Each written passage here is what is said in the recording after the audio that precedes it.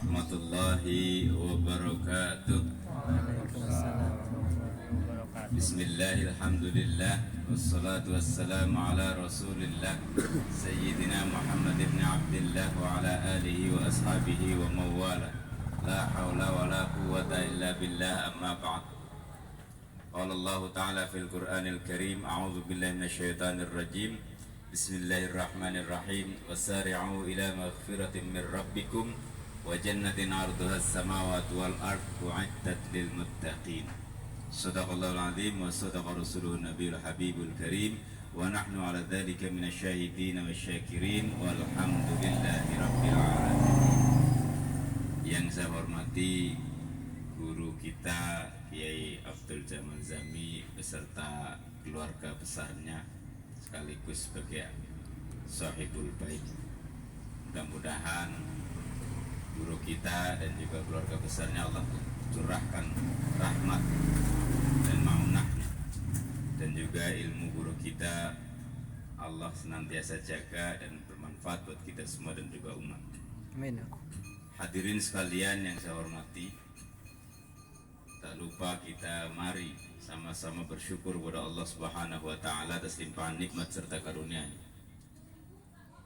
Juga salawat beserta salam semoga senantiasa tercurah kepada junjungan kita Nabi besar Muhammad sallallahu alaihi wasallam. Mudah-mudahan tercurah pada keluarga beliau, para sahabatnya dan juga pengikutnya. Dan kita yang hadir di sini diakui sebagai pengikut Rasulullah yang nantinya berhak mendapatkan satu tempat di tempat mana Rasulullah berada. Amin Allahumma amin.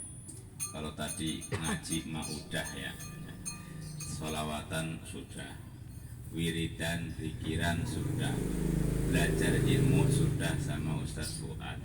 Kalau saya mah giliran saya ngomongnya memakan, ya, ngomongin makan lagi.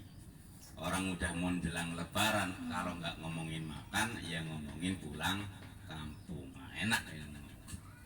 Di depan ada es buah, ada kurma, ada kopi, ya kan, ada macam-macam. Ya, mungkin itu ada termosnya. Tadi sepanjang jalan saya lewat dari Kedaung sampai sini, itu yang namanya makanan saya nggak bisa ngitung jumlah jenisnya. Orang banyak banget nih. Ada bakwan, ada lontong, ya kan, ada gorengan dengan berbagai macamnya. Nah, yang ingin saya tanyakan nih, dari sekian banyak makanan-makanan yang ada tadi, termasuk yang ada di hadapan kita, halal apa haram itu? Halal apa haram? Halal. Hah? Halal. Agak jelas nih, kayaknya ragu-ragu. Halal. Halal apa haram? Halal apa haram? Ya sekarang. Halal apa haram? Siapa yang mengharamkan? Allah. Halal apa haram ini? Halal. Bagaimanapun itu halal. Siapa yang mengharamkan? Gak ada yang mengharamkan. Cuman persoalannya mau nggak suruh minum sekarang? Nah, kenapa kita nggak mau minum sekarang? Padahal makanan itu makanan yang halal. Ya. Kemudian biasanya nih kalau malam nih kan sholat malam. Kalau di luar bulan Ramadan berapa rakaat? 7. Perasaan ada yang ngomong 7 ya? Salah dengar ya? Maghrib sama Isya doang. Jadi biasanya di luar bulan Ramadan sholat malam cuma maghrib 3 rakaat ditambah 4 sholat Isya 7. Sekarang di bulan Ramadan yang tarawehnya 8 angkat tangan. Nah, yang tarawehnya 20 bahkan banyak. Ada yang taraweh 36 bahkan. Nah coba ditambah 8 terus kemudian witir, kemudian malamnya masih tahajud. Ada yang 20, ada yang 36 tarawehnya. Sekarang pertanyaannya, taraweh itu sunnah apa wajib? Ragu-ragu nih. Kata taraweh takut dosa. Sunnah. Taraweh itu sunnah. Tapi ya di awal Ramadan masjid musola penuh. Padahal perkara sunnah aja mau. Nah, saya bandingin dengan tadi makanan. Yang halal kita hindari, yang sunnah kita jalankan. Kenapa bisa seperti itu? Karena ternyata di bulan Ramadan ini Allah memberikan satu perintah. Ya ayyuhalladzina amanu kutiba alaikumussyam. Wahai orang-orang yang beriman, diwajibkan atas kalian berpuasa. Kama kutiba alal ladzina min qablikum, sebagaimana Allah pernah mewajibkan kepada orang-orang sebelum kaum muslimin saat ini, sebelum kalian, dalam rangka la'allakum tattaqun, supaya kalian bertakwa. Apa korelasinya? Takwa apa sih? Takwa adalah menjalankan seluruh perintah Allah dan meninggalkan seluruh larangan Allah. Kok dengan puasa kita jadi bertakwa? Ternyata puasa itu nggak menjamin orang bertakwa. Tapi orang yang berpuasa dilatih untuk bertakwa. Dengan berpuasa yang halal bisa kita tinggalin. Harusnya yang haram lebih bisa kita tinggalkan.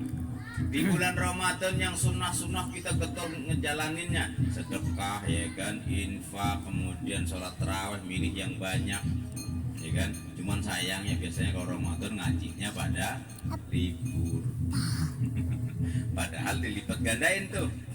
Yang sunnah dilakukan, yang halal ditinggalkan. Ini untuk melatih supaya kita yang wajib jangan sampai ditinggalkan. Kalau yang sunnah bisa dilakukan, ilaukan yang wajib enggak.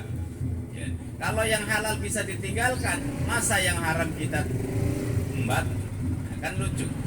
Inilah latihan kita, sehingga kemudian kita bisa bertakwa. Pertanyaan selanjutnya, kenapa kita harus bertakwa? Nah coba, kenapa kita mesti bertakwa?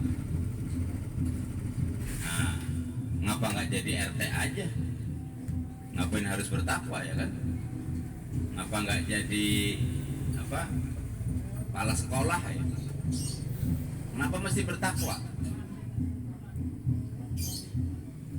Nah, kayaknya bingung apa udah saking pahamnya jadi kagak mau ngomong. Kenapa kita harus bertakwa? Kenapa nggak jadi orang alim aja? Kalau orang alim ntar bisa ngomong di depan umum, pulang diamplopin. Coba orang bertakwa, nggak ada itu orang ngamplopin orang yang bertakwa. Tapi orang alim banyak yang ngamplopin, yang nganterin beras lah, yang nganterin sirup lah, parsel lah. Banyak ulama dianterin itu karena memang punya kedudukan. Tapi orang yang bertakwa, siapa yang pernah nganterin? Saya mau nganterin orang bertakwa nih. Tapi kalau saya nganterin guru, saya nganterin ulama, ya pantas kan? Tapi kenapa kita harus bertakwa? Ya, salah monggo. Kenapa kita harus bertakwa?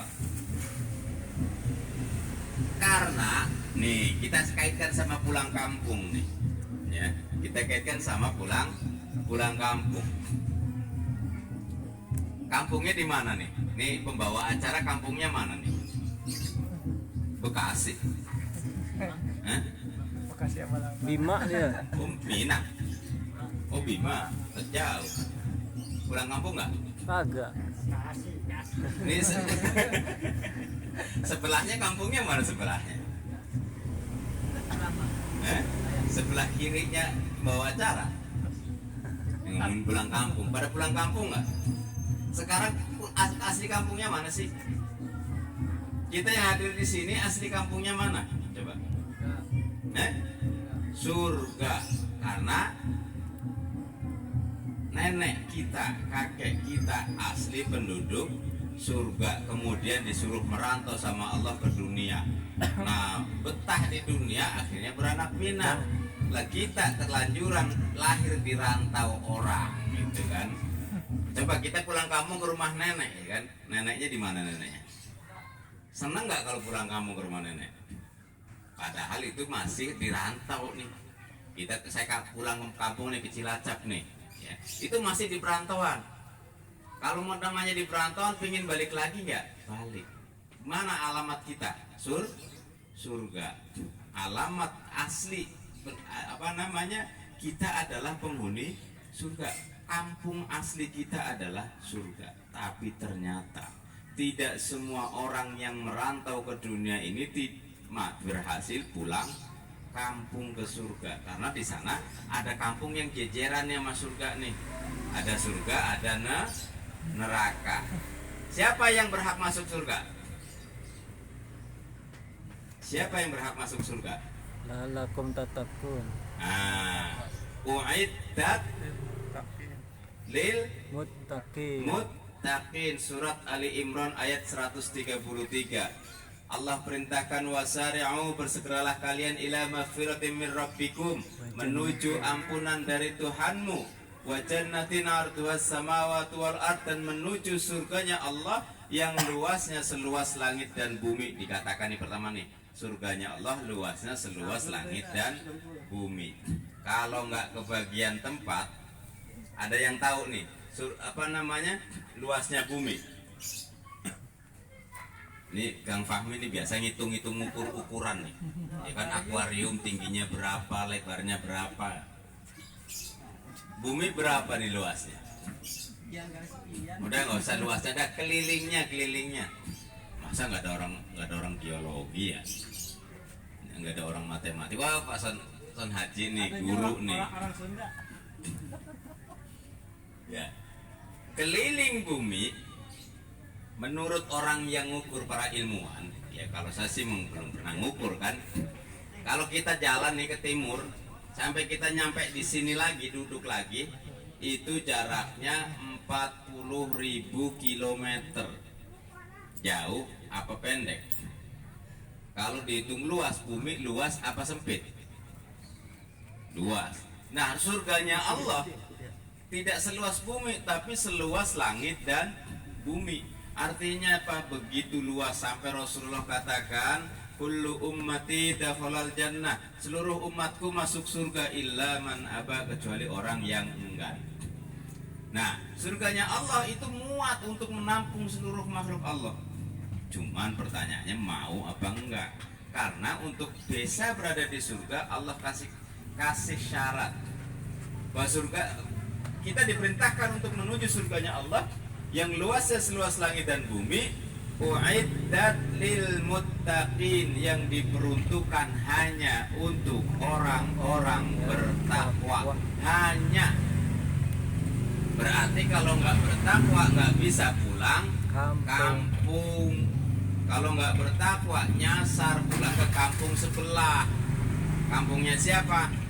Kampungnya Azazil.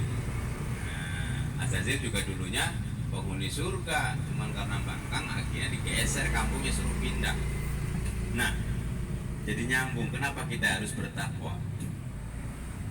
Ramadan bulan untuk melatih kita bertakwa. Di siang hari kita meninggalkan yang halal, yang haram, dan juga yang halal. Di malam hari kita menjalankan yang wajib dan juga yang sunnah. Contoh umpamanya begini nih, di sekarang nih ada yang bawain gorengan, es buah, es kelapa, susu, kopi, teh manis, segala macam makanan. Terus kemudian ada homer, ada sate daging babi. Mana yang kita pilih sekarang? Yang kita pilih sekarang mana? Yang mau kita minum, yang mau kita makan sekarang mana? Ada es buah, ada segala macam makanan. Kemudian ada homer, ada daging babi.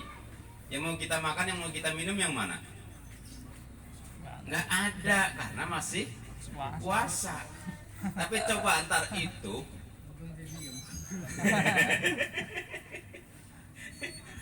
jadi kadang-kadang ragu-ragu kalau ditanya ya.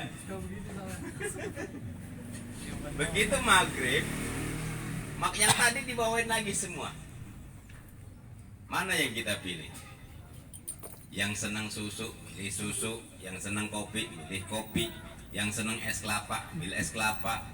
Yang senang bakwan, ambil bakwan. Yang senang lontong, ambil lontong. Biar kata senang homer kita ambil nggak? Meskipun dulu kita tuh pernah gitu, enak tuh katanya. Yang pernah katanya, kita ambil nggak? Di siang hari yang halal dan yang haram sama-sama kita tinggalkan. Kalau yang halal bisa kita tinggalkan, yang haram juga bisa. Di malam hari yang halal dan yang haram disandingkan, yang kita pilih hanya yang halal. Nah, inilah melatih untuk meninggalkan seluruh larangan Allah. Di malam hari sholat taraweh kita ambil, kita pilih, sudah taraweh, sudah tahajud, baca Quran, ya kan. Amalan-amalan sunnah kemudian kita perbanyak. Nah, ketika kemudian kita bisa melanjutkan menjaga ya, kondisi ini di luar bulan-bulan Ramadan, terus setahun penuh kemudian kita jaga kondisi ini, insya Allah inilah yang kemudian terkategori orang-orang yang memiliki predikat muttaqin, yang mana ketika dia menjadi muttaqin, dia berhak memasuki surganya Allah atau berhak pulang kampung ke kampung hakiki, yaitu surganya Allah Subhanahu wa taala yang luasnya seluas langit dan bumi, yaitu uiddat lil muttaqin, hanya diperuntukkan untuk orang-orang bertakwa. Nah, tentu ya, kita inilah masih latihan nih, Ramadan adalah latihan. Jadi jangan kemudian bangga nih, saya udah Ramadan, udah takwa, kemudian setelah Ramadan balik lagi. Banyak gak yang begitu? Kalau Ramadan di musim Islam, di mana-mana pakai kerudung, iklan aja pakai kerudung kan, ya kan? Kemudian begitu setelah bulan Ramadan selesai, balik lagi yang ngablak, ya kan?